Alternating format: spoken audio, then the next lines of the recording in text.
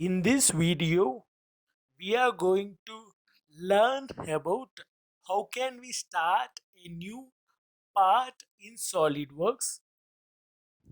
These are the two options that are existing in SolidWorks when we launch the SolidWorks. The first option is for the new document.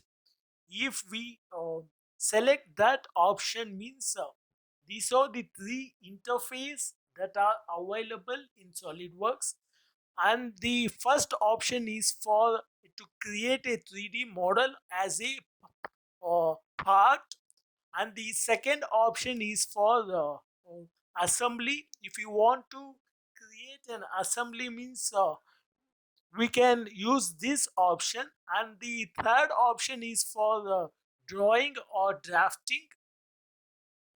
It is actually used to create the 2D drawings,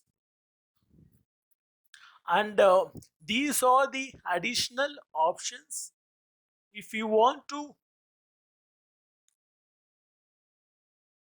and this is like an advanced option, and the first option is for the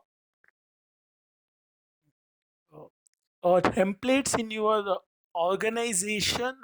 If they are creating any constant templates for the application means these will be appear on this platform,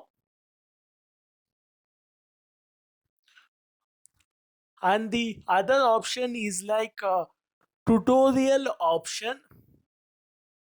If an organization is planning to provide any training on any of the